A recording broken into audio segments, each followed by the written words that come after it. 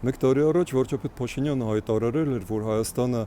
այնքանով է պատրաստ միանալ Եվրամիությանը, որքանով Եվրոպան պատրաստ է ընդունել Հայաստանին։ Օրեր առաջ Երևանում գտնվում էին Եվրոխորհրդարանի падգամավորներ,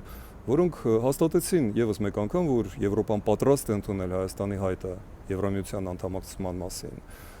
Նրանցից ոմանց հետ հանդիպեցի նաեւ ես, եւ իրենք հարցնում էին ինձ, իսկ որքանով Հայաստանն է պատրաստ միանալ Եվրոպային։ Եվ այստեղ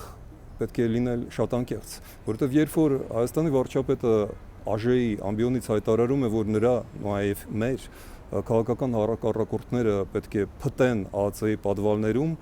մամուլի հրապարակումներով առաջնորդվեմ, սաղիթ պետք է տանեմ, լսեմ ԱԱԾ-ի պատվալը, որ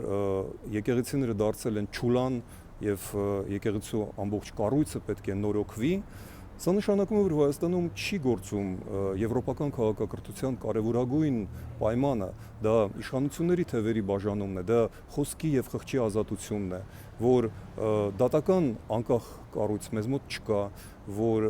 օրենսդիրը վերահսկվում է գործադիր իշխանությամբ, որ եթե այսօր այսպես են վարվում մեր քաղաքական թշնամիների հետ, լինի դա Վարդանիկը կամ Սրբազանը, ապա վաղը, եթե մենք չպաշտպանենք նրանց քաղաքացիական իրավունքները, նույնը կկատարվի ձեզ հետ, ցանկացած մեկի հետ, նաև իմ հետ։ Հայաստանը